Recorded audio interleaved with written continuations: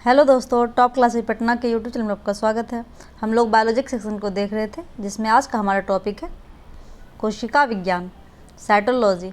इस चैप्टर से संबंधित जितने भी क्वेश्चन होंगे सारे इस वीडियो में कवर करेंगे। दोस्तों, यह आने वाले सभी एग्जाम के लिए बहुत ही महत्वपूर्ण, तो वीडियो अंत तक जरूर देखिएगा। चलिए एक एक करके सारे क्वेश्चन को देखते हैं। और कोशिका विज्ञान में सेल चैप्टर जो है वह सभी एग्जाम के लिए और ज़्यादा ही महत्वपूर्ण है, तो इसे ज़रूर ध्यान से देखिएगा। आज का हमारा पहला क्वेश्चन है, सेल नाम किस जीव वैज्ञानिक ने सर्वप्रथम दिया था? इसका सही आंसर है option number C, Robert Hooke ने कोशिका को सेल नाम दिया था सर्वप्रथम। इसका सही आंसर है option number C, Robert Hooke. आगे, कौन सी रचना जंतु कोशिका को वनस्पति कोशिका से विभेदित करती है? तो इसका सही आंसर है ऑप्शन नंबर डी, सेंट्रियोल। जंतु कोशिका और पादप कोशिका को सेंट्रियोल दोनों के विभेदित करती है। आगे, कोशिका में राइबोसोम की अनुपस्थिति में कौन सा कार्य संपादित होगा? तो इसका सही आंसर है ऑप्शन नंबर सी, प्रोटीन संश्लेषण। अगला क्वेश्चन है,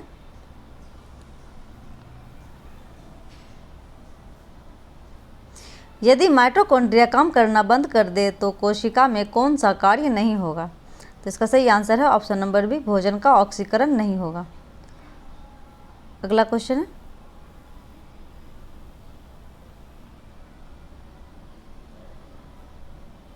कोशिका का ऊर्जा गृह किसको कहा जाता है? तो इसका सही आंसर है ऑप्शन नंबर सी, माइटोकॉन्ड्रिया को कोशिका का ऊर्जा गृह अर्थात powerhouse of the cell कहा जाता है। अगला क्वेश्चन है, निम्नलिखित में से कौन सबसे बड़ा कोशिकांग है?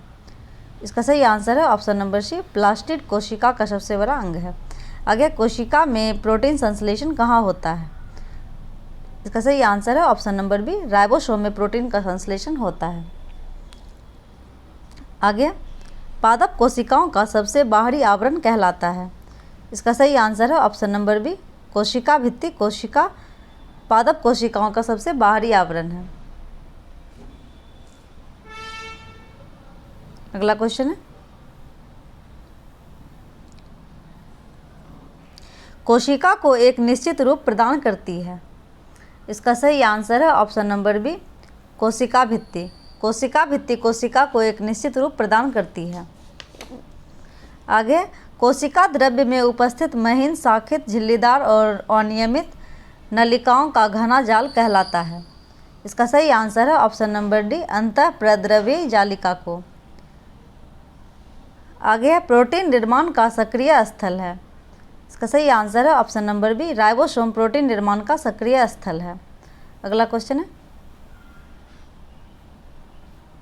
कौन सा कोशिकांग केवल पादप कोशिका में पाया जाता है? इसका सही आंसर है ऑप्शन नंबर ए, कोशिका भित्ति। कोशिका भित्ति सिर्फ कोशिका पादप कोशिका में पाया जाता है।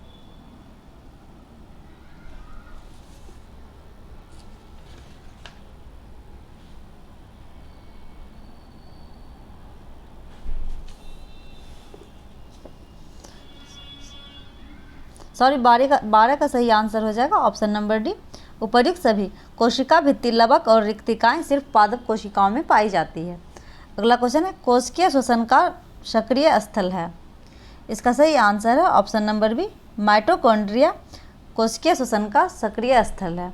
आगे, अवर्णिलवक ल्यूकोप्लास्ट मुख्यतः पाए जाते हैं। इसका सही आंसर है ऑप्शन नंबर ए, जड़ों की कोशिकाओं में ल्यूकोप्लास्ट पाए जाते हैं। आगे है, फूलों और बीजों को विभिन्न प्रकार के आकर्षक रंग प्रदान करता है। इसका सही आंसर है ऑप्शन नंबर बी, क्रोमोप्लास्ट फूल और बीजों को रंग प्रदान करता है। अगला क्वेश्चन है,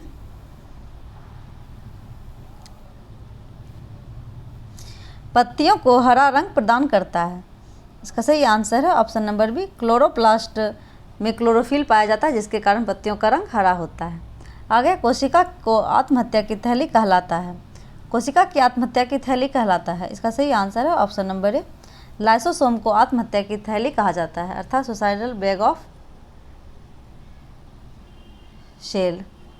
आगे है, लाइसोसोम में पाया जाने वाला वह एंजाइम जिसमें जीव द्रव्य को घुला देने या नष्ट कर देने की क्षमता होती है कहलाता है। इसका सही आंसर है option number D, hydrochloric enzyme.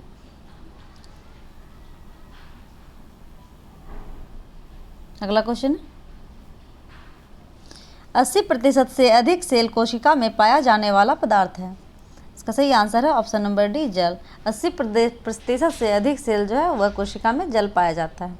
आगे, निम्नलिखित में से किसमें यह मूल अवधारणा प्रस्तुत की थी कि सभी जीव कोशिकाओं के बने होते हैं।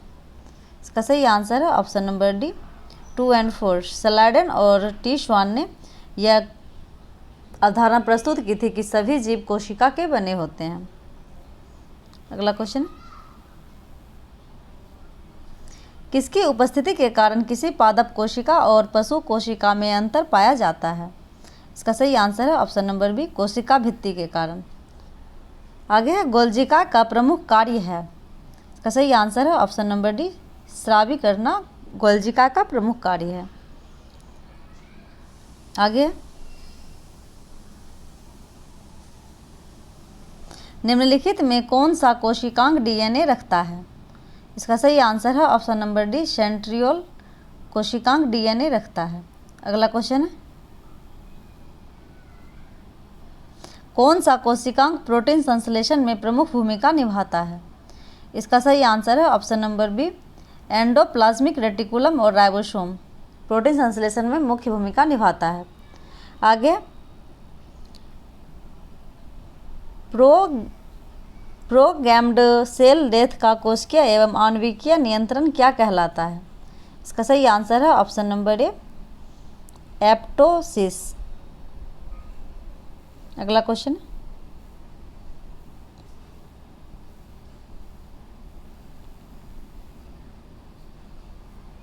कौन सा अंगक प्रायः जंतु कोशिका में नहीं पाया जाता है। इसका सही आंसर है ऑप्शन नंबर ए, लवक जंतु कोशिका में नहीं पाया जाता है। आगे, लाइसोसोम का कार्य करते हैं।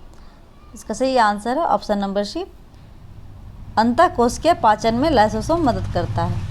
आगे है, कोशिका भित्ति होती है। इसका सही आंसर है ऑप्शन नंबर ए, पारगम्य झिल्ली। अगला क्वेश्चन है,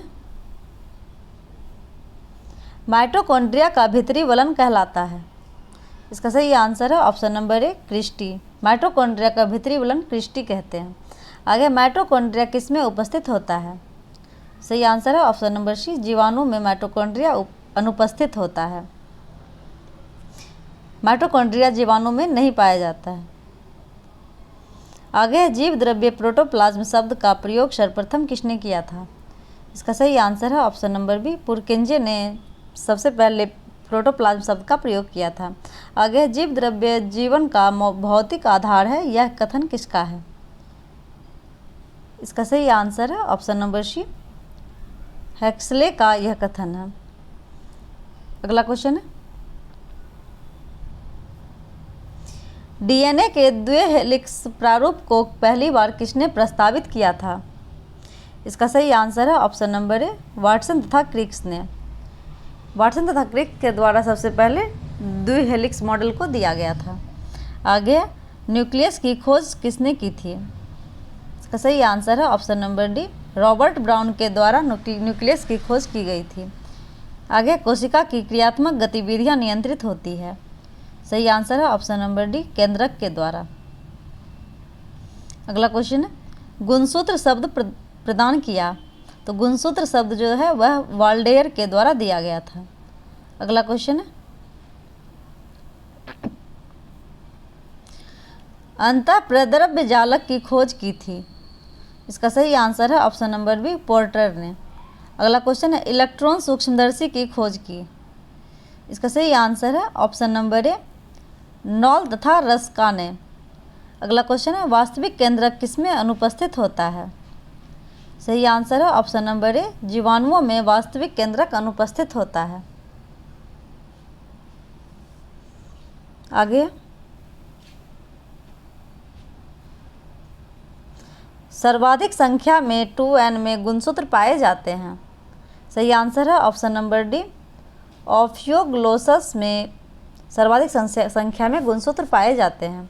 आगे है, कोशिका का जीवित अंश जीव द्रव्य कहलाता है, यह किससे बना होता है?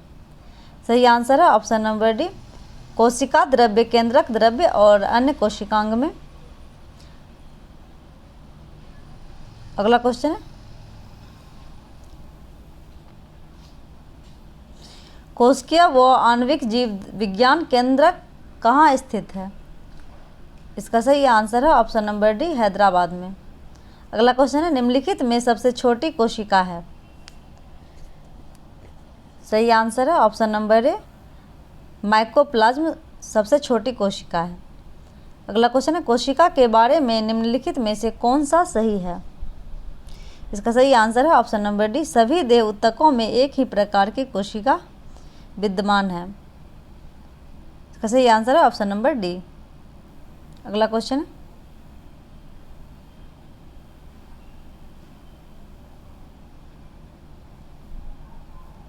निम्नलिखित कोशिका अंगकों में कौन सा एक अर्धपारगम्य है? इसका सही आंसर है ऑप्शन नंबर ए, कोशिका झिल्ली। अगला क्वेश्चन है, निम्नलिखित पोषक तत्वों में कौन सा पौधे की कोशिका भित्ति का एक संरचनात्मक घटक है? सही आंसर है ऑप्शन नंबर डी, कैल्शियम। अगला क्वेश्चन है, न्यूक्लियस के बाहर डीएनए कहाँ मिलता है? सही आंसर है ऑप्शन नंबर सी, माइटोकॉन्ड्रिया में न्यूक्लियस के बाहर डीएनए पाया जाता है। अगला क्वेश्चन है,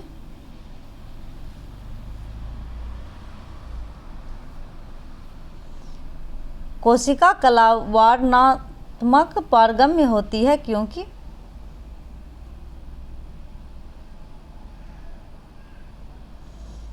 इसका सही आंसर है ऑप्शन नंबर डी, यह कुछ अणुओं के अंदर या बाहर की ओर संचालन करने की कोशिका में होने देती है, जबकि अन्य अणुओं के संचालन को रोक दिया जाता है। अगला क्वेश्चन है, तो दोस्तों आज हम लोगों ने कोशिका से संबंधित महत्वपूर्ण क्वेश्चन को कवर किया। वीडियो में अंत तक बने रहने के लिए धन्यवाद। नेक्स्ट वीडियो में जल्द मिलते हैं। Thank you.